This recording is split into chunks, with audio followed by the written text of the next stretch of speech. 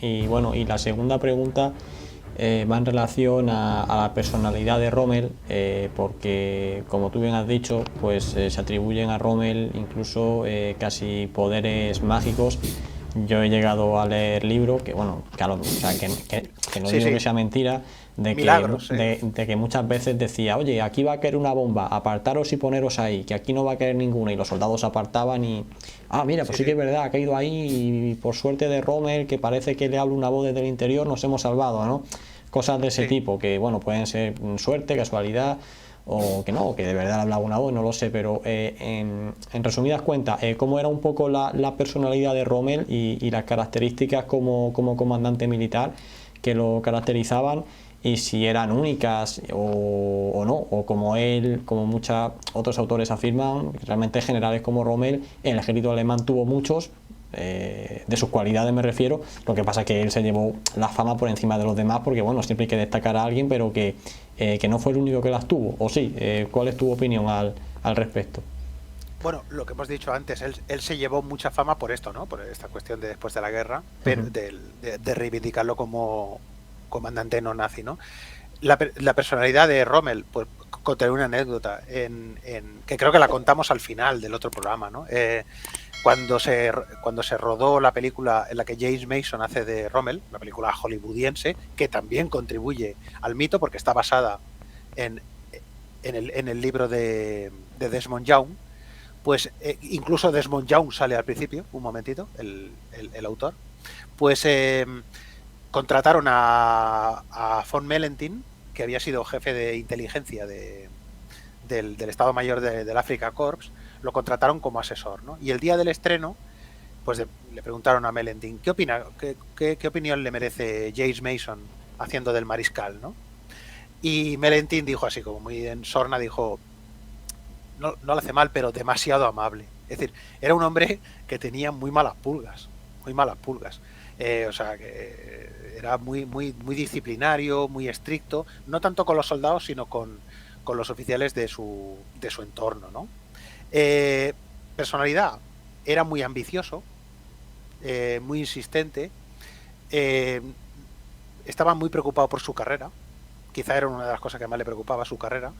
Era muy familiar, era un hombre muy familiar, con su mujer, con Lucy, que era, que era mitad de origen polaco, mitad de origen italiano, Lucy Molin.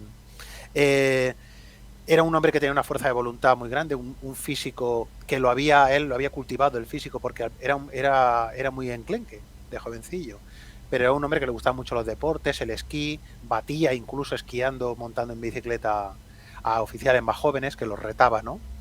O sea, era un hombre que siempre estaba intentando como superarse a sí mismo, tenía una resistencia física muy grande porque aguantó muchísimo en el desierto, en unas condiciones terribles, en la guerra del desierto, y también sobrevivió a las heridas que sufrió en el ataque de cazas en Normandía, que sufrió 3 heridas en el cráneo. Lo contaremos esto al Uh -huh. final, ¿no?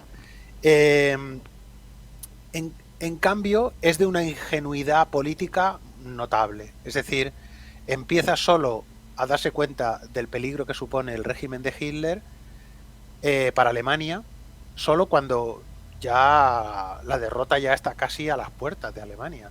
De hecho, se empieza a dar cuenta cuando él es derrotado en el Alamein. A partir de ese momento, algo cambia, tanto en cómo Hitler ve a Rommel como en Rommel ve a Hitler. Es recíproco, ¿no? Pero en ese sentido demostraba como una ingenuidad notable, ¿no?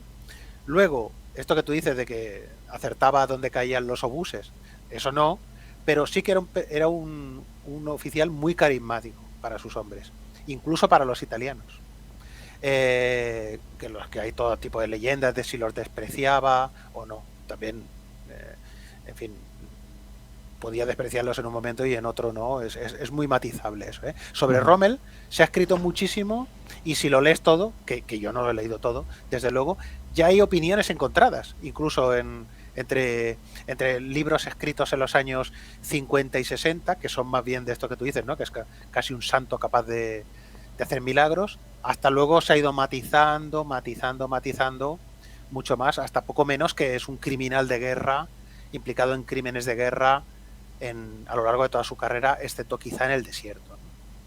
Eso, era un jefe muy carismático, era un oficial que mandaba siempre adelante, estaba siempre adelante con sus tropas, y eso le permitía pues solucionar pequeñas crisis tácticas o dar órdenes inmediatamente, ¿no? En solucionar, había conseguido varias veces solucionar pues momentos de crisis. En otros momentos no, ¿eh? Incluso la presencia de Rommel no había bastado. Esto de mandar hacia adelante tiene sus ventajas y es ideal para un jefe de batallón, por ejemplo, y uno sospecha que Rommel nunca dejó de ser un jefe de batallón de infantería, un muy buen jefe de batallón de infantería, pero es bastante pernicioso para un general que manda una división o no digamos un cuerpo o un ejército, porque si tú estás delante mandando lo que puedes ver, sobre todo en una guerra moderna en la que mandas a miles de hombres, no te enteras de nada. Si estás muy adelante, pierdes la perspectiva, ¿no? Ni más ni menos. Es decir, tenía sus ventajas y sus inconvenientes. El apelativo que le dieron los periodistas británicos de zorro del desierto y que adoptaron los alemanes, en alemán es Die Wüstenfuchs, pues está merecido, porque siempre utilizó la sorpresa, el truco, para sus ataques, ¿no? Por ejemplo, esta es una de las cosas que lo hacía a veces muy impermeable a ultra, al sistema de escuchas británico. Porque claro, por ejemplo, al principio de todo, ¿no? Cuando llega a África, Hitler le dice, bueno, Hitler y el Estado Mayor le dice, usted monte una barrera y defienda. Es decir, ayude a los italianos, ¿no? Para que ellos encuentren como un sostén, porque los italianos están a borde del colapso. Y claro, Ultra, que escucha las comunicaciones del alto mando alemán, sobre todo de la Luftwaffe, dice, Rommel no se moverá, no hará nada hasta que reciba refuerzos. Pero como Rommel hace un poco lo que a él le da la gana, pues claro, no esperan que Rommel desobedezca al Estado Mayor alemán. Claro. Esto les pasó varias veces. A veces Ultra no servía para predecir lo que iba a hacer Rommel. Luego ya fueron conociéndolo. Conté una anécdota sobre Ultra, y es que los operativos de Bletchley Park en Londres, donde donde descifraban las comunicaciones del Afrika Korps, había uno que contaba que, claro, ellos solo escuchaban conversaciones del Afrika Korps. Y entonces había un momento determinado que decía, llevábamos tantas semanas y meses escuchando las conversaciones de los alemanes, que es que ya íbamos con los alemanes nosotros. Entonces, a veces nos daba pena diciendo, uy, ostras, que casi lo consiguen, nos íbamos con el enemigo. Habían escuchado ya tanto tiempo a los alemanes que habían notado, casi habían cambiado de bando los escuchas británicos, ¿no? O sea, vivían ya con los alemanes, poco menos, ¿no? Pero bueno, tenía sus ventajas y sus inconvenientes. Era muy incontrolable, en este sentido, Rommel, pero por otra parte, digamos, manejaba muy bien el secreto, la sorpresa, etcétera, ¿no?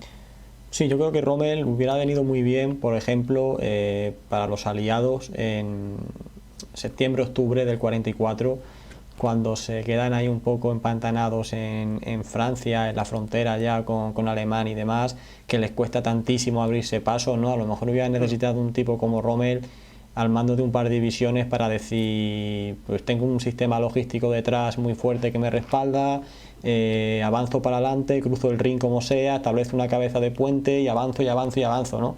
Pero claro, digamos que en la situación ya tan precaria en la que se encontró en el norte de África, de falta de suministros y demás, y luego ya ante la dificultad en Normandía, prácticamente muy similar a la que estaba en África, digamos que ahí pues no pudo el hombre tampoco desarrollar lo que quiero decir, que cuando pudo desarrollar todo su potencial, a lo mejor sería en Francia, con esa séptima división Panzer, ¿no? En la que sí que hizo gala de su peculiar forma de hacer la guerra, que es no recibir ninguna orden por parte de sus superiores, para adelante, me da igual todo, no miro flancos, para adelante y ya por detrás reconfigurarán el frente como sea y bueno, sí. Pero yo avanzo y tomo posiciones, que es lo importante, pero claro.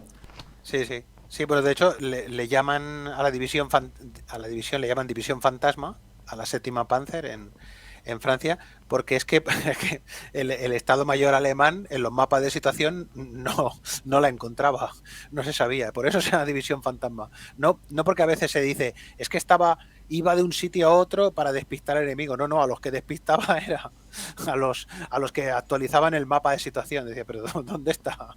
¿Dónde está? Y de hecho, si ves mapas de situación del, del frente francés en esa época, ves que donde está la séptima división Panzer hay una banderita donde pone 7PZ, pero hay como una burbuja grande que se prolonga hacia adelante, que va, pero digamos, hay algunas veces que está como a 40 kilómetros de la banderita y se supone que delante ellos hacen un símbolo como de algo va ahí, se supone que ahí va algo delante y era un quebradero de cabeza, ¿eh? O sea, era tremendo, ¿eh? Era una cosa tremenda, ¿eh? Era impredecible en ese sentido. No, pero ya lo hablaremos enseguida, es que Rommel es un comandante de tropas de asalto. De tropas de asalto, no es un comandante de ejército. Pero bueno, ahora lo... Claro, sí, ahora lo matizamos porque yo creo que es el principal punto que mucha gente se lo toma mal cuando dice, no, es que era no es que fuese más mariscal, no es que a lo mejor él se desempeñaba mejor en otro puesto, ya que como mariscal él no tenía la costumbre de organizar grandes tropas y la actitud que él tomaba en la batalla de estar en primera línea con una unidad le impedía dirigir a las demás de forma efectiva. Pero esto no es ninguna crítica ni nada, simplemente pues bueno, su forma de... No. Patton también era así, ¿eh? Patton tampoco era un buen general de ejército, ¿eh? No lo creo, ¿eh? Yo creo que ahora generales de la Segunda Guerra Mundial acostumbrados a dirigir grandes masas, pero no porque es por su formación, ¿eh? Es decir, tiene que ser un oficial de Estado Mayor y Rommel no tenía formación de Estado Mayor. Entonces son Zhukov, Montgomery, Bradley, que es un general muy desconocido de la Segunda Guerra Mundial. Luego uno que sí que era santo, que era Eisenhower. Era santo porque para aguantar a los demás había que ser santo, ¿eh? No era... En algún momento de TMA yo creo que pensó en fusilarlos y dijo, me voy a mi casa porque esto ya no hay quien lo aguante. Y gente así, gente Rokossovsky, los comandantes soviéticos, a pesar de todos sus defectos, están más acostumbrados a dirigir grandes masas. Y luego, por supuesto, Manstein y Model. Yo creo que esos son los generales, digamos, los comandantes, digamos, más destacados de la Segunda Guerra Mundial, dejando aparte almirantes del Pacífico, donde las condiciones de la guerra son completamente diferentes que la guerra terrestre. Pero serían estos. Rommel, lo que digo, es un mito y es un buen general, es un buen comandante de batallón, regimiento. También tiene su mérito que luego pudiera adaptarse a dirigir en un teatro de operaciones tan difícil como África del Norte, que consiguiera victorias locales. Esto ya lo hablaremos ahora. Pues